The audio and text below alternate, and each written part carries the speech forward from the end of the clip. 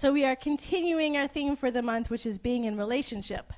Last week we talked about being in relationship with God, the infinite love intelligence of the universe, which is the source of everything. It's the source of all of us in this room, the room itself, our whole story. So that's always a good place to start. And today we're talking about being in relationship with ourselves. Now, most of you have probably heard, we teach people how to treat us. Have you heard that before? We teach people how to treat us. So if we're not treating ourselves well, it's going to start being mirrored back to us. So the first, besides, as I said in my email, for those of you who get the weekly email, the way we're Holy Scriptures is, living scriptures, is God is the centerpiece. The only difference between any story and the Bible or the Bhagavad Gita or any book that we call the Holy Scripture is in those books it's very clear that the main character is God, the infinite love intelligence of the universe, or Brahma in the Gita. So when we recognize that God is the main character of our story, then we have moved into a holy scripture. Our life is a holy scripture. Our story is a holy scripture.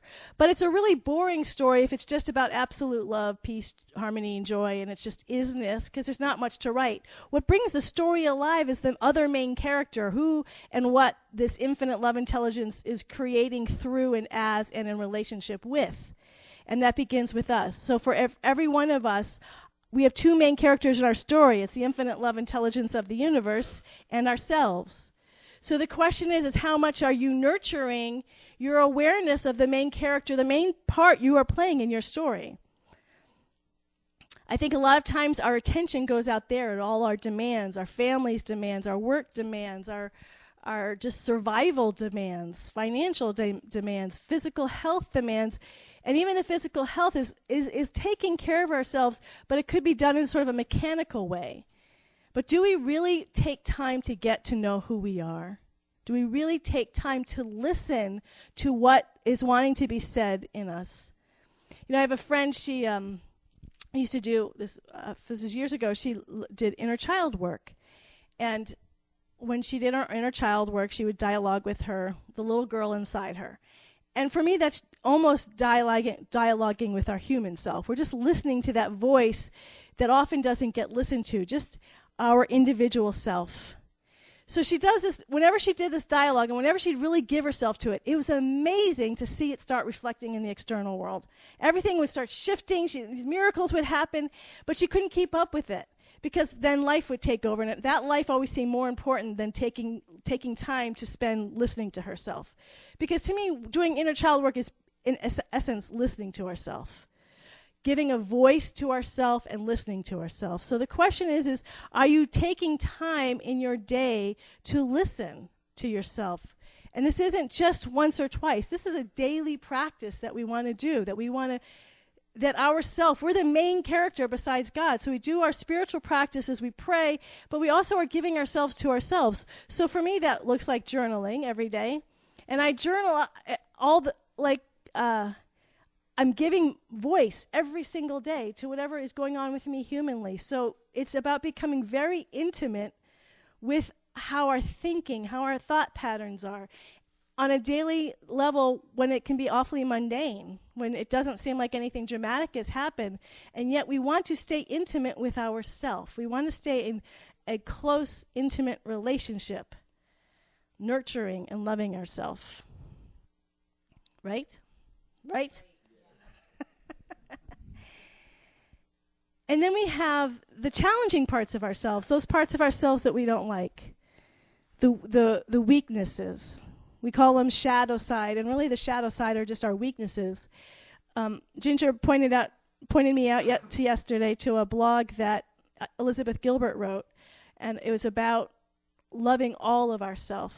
And she went through this wonderful list of all these things that we don't like about ourselves. She was really talking a lot about, in this particular blog, I read it fast, but I think it was focused on women, but I think she was just saying there's just a lot of self-hatred out there that we don't acknowledge.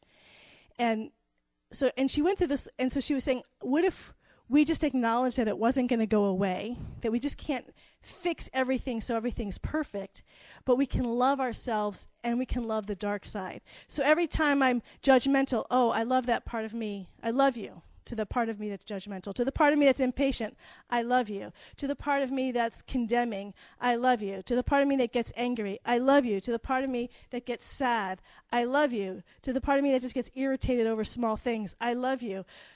Just constantly. And what I loved about that blog is that she didn't just list one or two things. It was just like this long list of all the things we do want to hate about ourselves.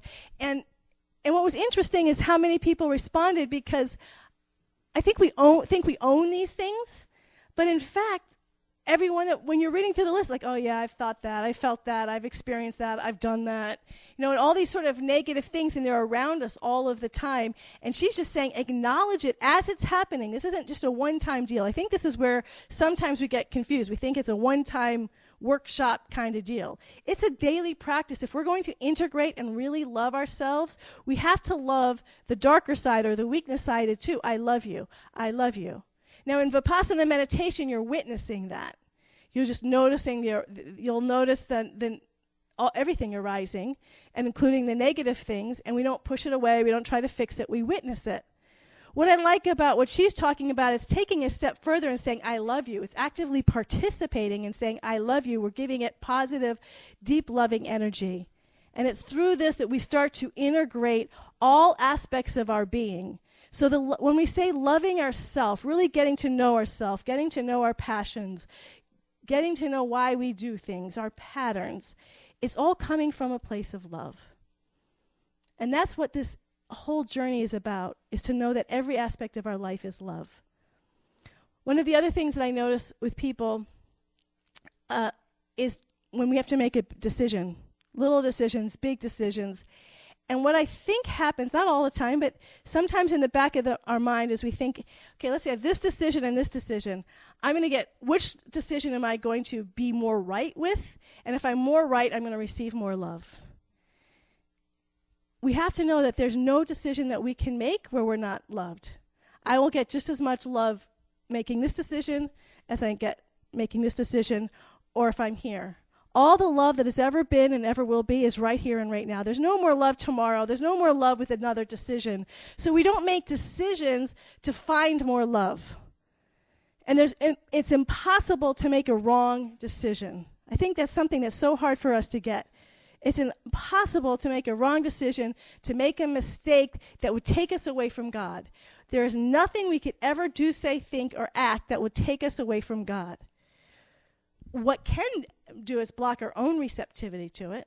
We can make a choice that maybe shuts us down a little bit. That love is still there, but we're shut down and we're not open and available to it anymore. Or there might be a choice that's more expressive and allows love to come through more through us, but all the love is still there. It's available no matter what. So even if we make a decision where it's limiting us, where it might be limiting our self-expression, if even in the midst of that decision, we're like, oh, this was probably not as good a choice as I could have made, if I even in that moment just turn my attention to God, all the love of the universe arises.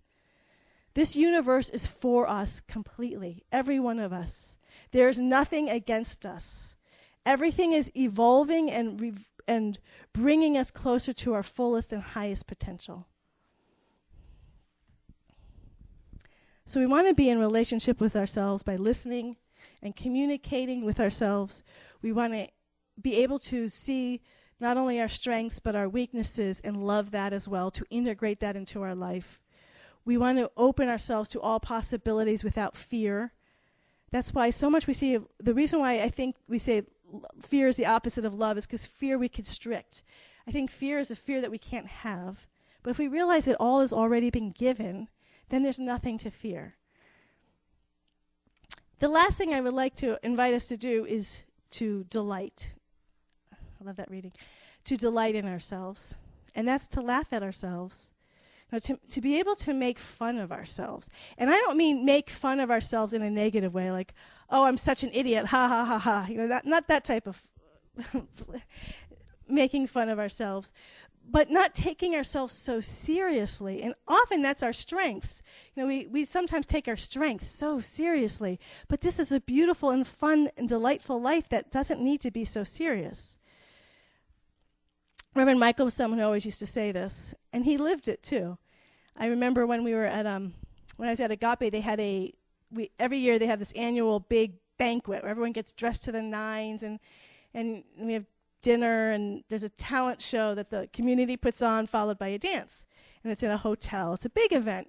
And so I remember, we're all dressed up, and we just had dinner, and the talent show's on, and the talent show's okay, but by far my favorite skit was done by Reverend Michael's daughter and Reverend Nirvana Gale's daughter. They were in middle school at the time, and they just came, Arisna Gale and Michaela, and they just came out mocking their dads. It was hilarious.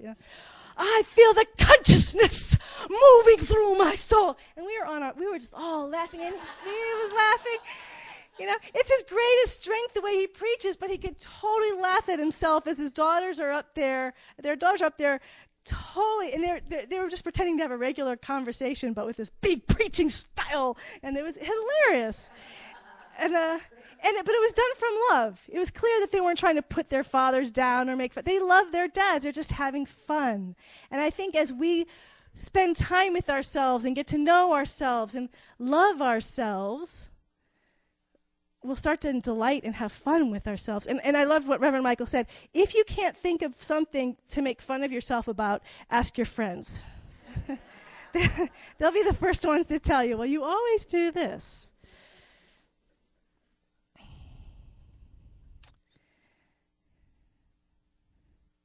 The thing about this relationship with ourselves is it's the relationship that's eternal, that's never going to die. There's no tragedy. It's impossible. Everything gets resolved. Even if we tragically leave this body and go to the next dimension, it's still going to get resolved in unconditional, pure love and delight. The quote that Kim was talking about, Sri Aurobindo, says, the only reason why we're here is for God to delight in itself. So everything is resolving itself into love and delight.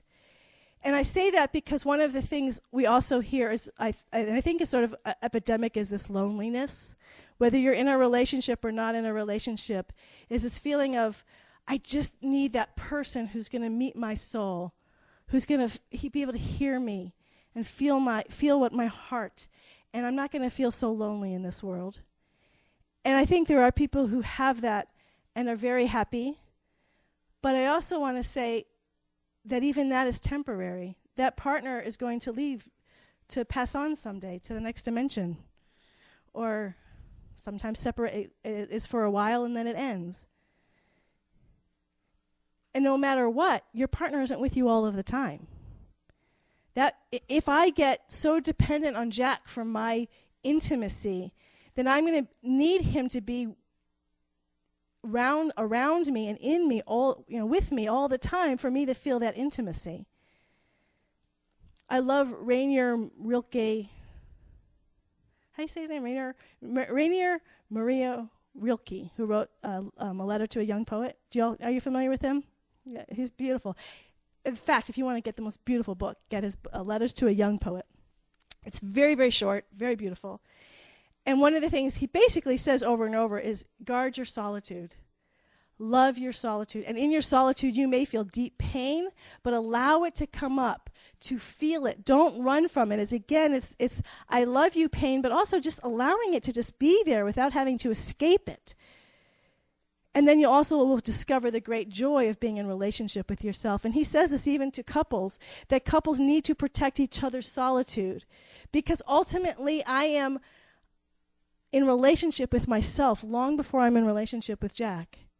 And that relationship is something that we need to nurture every day. So I do it through my journaling. Friday night, Jack came home and he said, they're having this international guitar players at Bankhead. And it would really feed me to see it. So he went by himself to go see the guitar players. And it's not like we have to be together all the time, because that which feeds his soul, sometimes it's going to be different than what feeds my soul. So even if you're in a relationship, you have to have those periods of solitude, of intimacy with yourself, because I'm on an eternal journey. You're on an eternal journey. We are on this eternal journey with ourself. You know, Plotinus said it's the flight of the alone to the alone. And if we can't find that deep, passionate intimacy with ourselves, then we're going to be in that place we're always looking for it someplace else. And so even if we are in a relationship, it's going to always feel not enough because that person can't fulfill those intimacy needs. No one person can ever do that for us, ever. No matter how, there's no such thing as a perfect relationship where one person fills every intimate need that we have. It has to start with us, God first, then my relationship with myself, and then it's my relationship with Jack. We have to love ourselves. We have to take time. Everyone here knows if you're in a relationship, it takes time. Even friendships take time. They say actually we can only have human beings can really have at the most 10 people and intimate friends because we just cannot take the time. It's just too much energy to really be intimate with more than, and 10 is a limit. It could be less than that. Yeah, 10's a lot. Because relationships take time. They take energy. They take effort. We can't be everything to everybody. And we have to start with ourselves.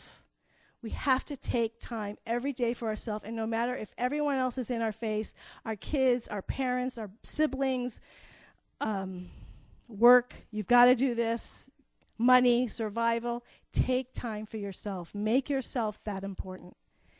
So the question, I want to leave you to help you with this. I have 6 questions that I want you to be asking yourself every day. What time is it? I can't see. Oh, yeah, so we have some time. So, well, because this is the fun part. That was just blathering. No. So I want to ask, I would like to get one person to respond to each question, if you want. So you just to give you something to think about, something to get you going. So the first question is, how do you give yourself the right to be yourself? How do you do that? How do you give yourself permission just to be yourself?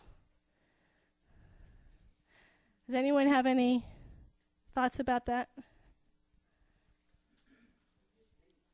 Just be. How you dress. I like that. You just let yourself be how you dress without any yeah. And that's the other thing, when we really start developing our relationship with ourselves, other people's judgments impact us less. So we are freer to just be ourselves. That's great. I like that. You ready for the next question? And I want you to answer these questions every day. Just you're a detective, and you're discovering how you do this for yourself. These are questions. This is how you do this for yourself. Not in general. Not how do people do this. How do I do this? How do you? So I'm saying you, but it's going to be how do I listen? How do you listen and communicate with yourself? So you'd be asking, how do I listen and communicate with myself on a daily basis? How do I do that? Anyone want to share how they listen to and communicate to themselves on a daily basis? You talk to yourself. That's great. Great. And you get to know yourself, right? When you talk and you listen. You don't just talk, you listen, right? Yes. That's great. They say people who talk to themselves are healthier than people who don't. Did you hear that? Yeah.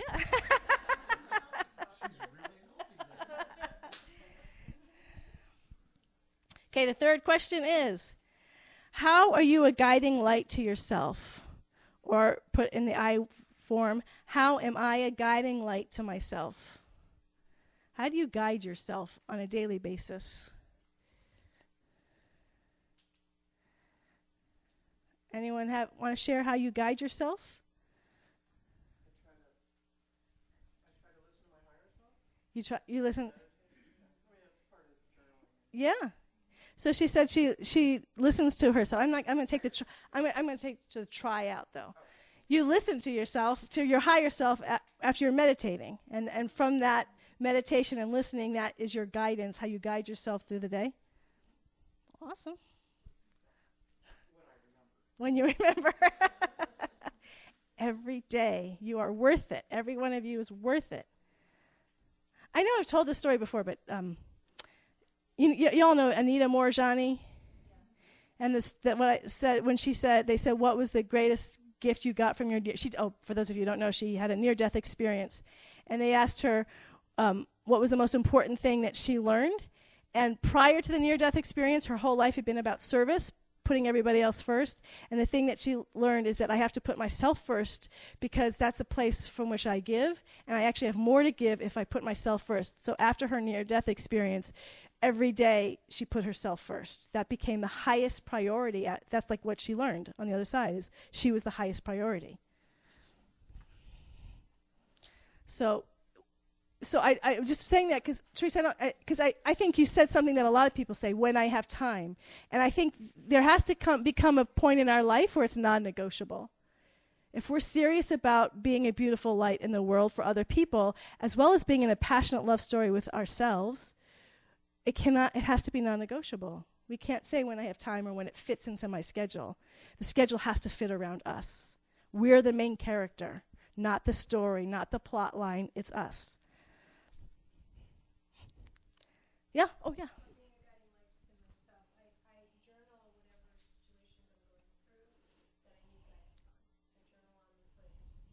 Uh-huh.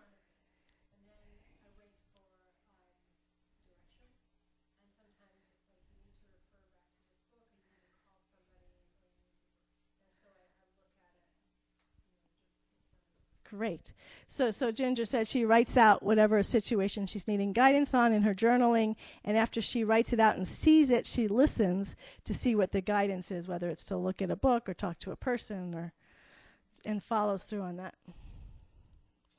Yes, journaling and meditation go well together, and prayer. So how do you already love yourself unconditionally? Yeah, number 4. So it'd be, how do I already love myself unconditionally every day? What do I do to love myself unconditionally?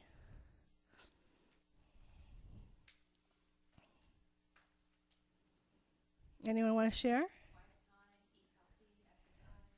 Quiet time, eat healthy. What happens if you don't do that? Do you still love yourself?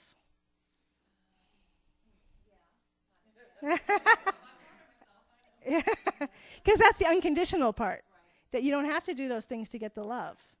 I mean, it's fun, and it's good, and it's healthy. Yeah? Be gentle with yourself.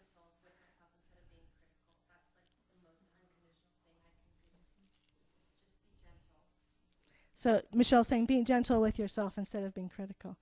You know, I'm looking, did you want a pen? I just know. Yeah. A pen? Oh, no. Okay, just checking. I didn't want to, I know we have them. Yep, Patty. I look at my eyes in the mirror when I'm brushing my teeth, and I either mentally or verbally tell myself that I love myself. That is very powerful, yeah. So she looks at, when she's brushing her teeth, she looks at her eyes in the mirror and lets herself know that she loves herself. Mirror work is really powerful. They also actually say, it was on NPR once, so I don't know how pervasive this research is, but on this particular show, the behavioral scientists were saying that they are learning that it's not just I am statements. You know, we've talked about the 3 faces of God. And it's not just I am or I love myself, but they're saying third person is really powerful for people. Harriet really loves herself. That somehow we take it in a little bit more deeply sometimes when we do it third person. I thought that was fairly interesting. Yeah. I was very profoundly impacted by Liz Gilbert's blog because I thought I was loving myself. And in a lot of ways, I do, in many ways. But one thing I didn't realize is that sometimes when I'm problem solving, I go into criticism almost subconsciously because I created a problem, and I'm thinking that I'm trying to solve the problem by addressing the problem. Yeah.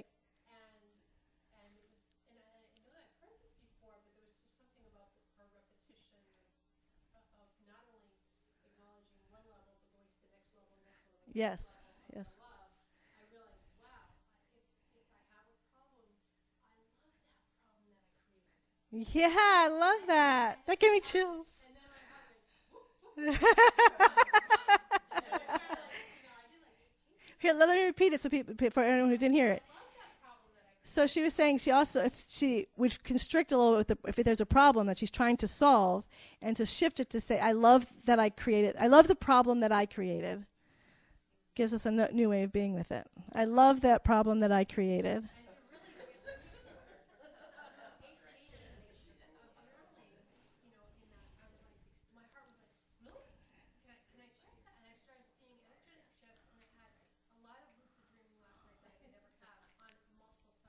Yeah.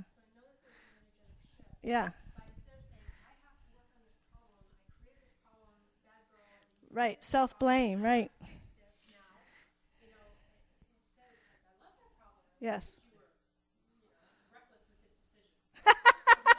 I love that I was reckless for this decision. If you want to see the blog that Liz Gilbert wrote, you can go on her page on Facebook, but also Ginger posted it on her Facebook page, Ginger Faith. Can they friend you if they're not friends with you?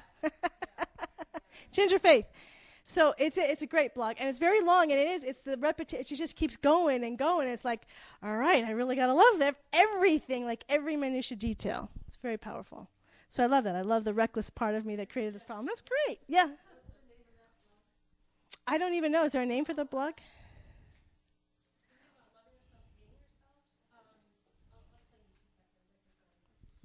Do you guys know Liz Gilbert, Eat, Pray, Love? Yeah. So she's actually, if you look her on Facebook, she's got all sorts of great stuff going on there. And people, not just what she writes, then in the comment section, people are brilliant, beautiful, just share from their souls. It's like a whole community there. It's wonderful. All right, the fifth question. How do you delight yourself every day? Or how do I delight myself every day? How do I get a kick out of myself every day? Oh, yeah. So, can you love the parts of yourself that you hate? By Liz Gilbert. So we want to delight in ourselves too, yeah?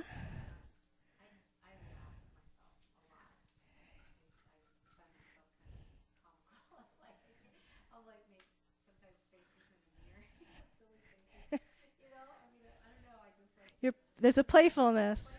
Yeah. She says she makes faces at herself in the mirror, gets a kick out of herself. That's great. Yeah, it comes out a lot with kids too, the silliness, doesn't it? Yeah. So anyone else have thoughts about how you delight yourself every day? Make yourself laugh about yourself. Don't take yourself so seriously. Sacred cows that often is where we find our sacred cows too. Like, you can make fun of that, but not that. Don't. Like, do not make fun of my scarf falling. That's okay. And then the last question is, how do you always have your own back and never abandon yourself? Or how do I always have my back and never abandon myself?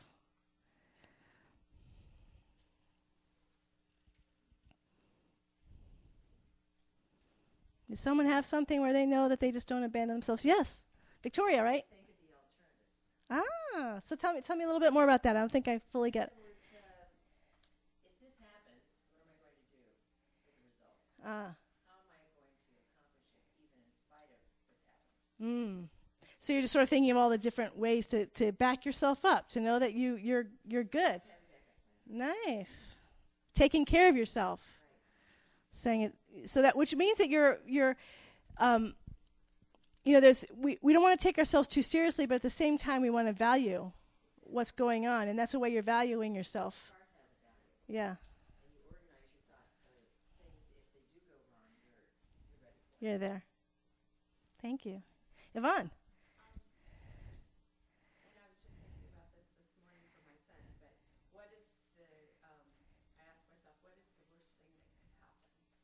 And it goes from, okay, if I lose my job, then I have more time for this, but then if I do this, and it's just like, and it always comes down to, I have love, I have family, I have everything. I'm rich without all these other things that I'm afraid Oh, That's the way. that's beautiful. So what did everyone hear what she said? Do you want me to repeat it? So what she said was that she imagines the worst that could happen, like if she lost her job and all these negative things start happening, and ultimately she discovers that even if she lost everything, she has a rich web of love that surrounds her with family and friends. And so the things that she's so afraid of losing, she realizes she'll be just fine afterwards. And in fact, speaking of research, that's another thing they found with research, that's actually a really powerful way to be creative and abundant is imagining the worst that could happen, because it helps us let go and know we're going to be okay. I will still be in my body, because I think somehow that whole abandonment issue, if we lose everything, I will be completely abandoned and I won't have anything, but not if I don't abandon myself. If I keep my relationship with God and myself, I will never be abandoned, no matter if I lose everything else. So that's really powerful. Thank you. So how do you all feel about these questions? Great. So you're going to be with them this week, right? Every day you're going to love yourself. It's non-negotiable. You are the most important person in your life. No one else can tell you that. Only you can tell you that you're the most important person in your life. Only you can do this for you.